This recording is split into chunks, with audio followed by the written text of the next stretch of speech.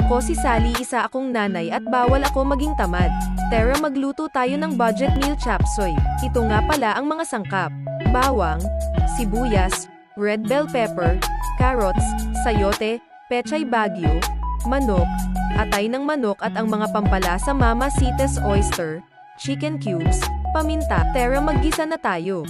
Ilagay ang mantika, isunod ang bawang, sibuyas, red bell pepper, at haluin. Isunod ang manok, at atay ng manok. Igisa hanggang sa mag-golden brown. At isunod ang carrots, sayote. Haluin at ilagay na ang mga pampalasa, paminta, chicken cubes, at Mama Sita's oyster sauce, at haluin. Hintayin na maluto ang carrots, sayote, at isunod na ang isang basong tubig. Hintayin hanggang sa kumulo, at maluto ang mga gulay.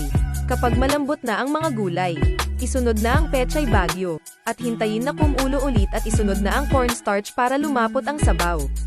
Pakuluan ito hanggang sa maluto. Let's go, husgahan na natin ang chapsuy ala Sally. Salamat sa panunood. Bye-bye!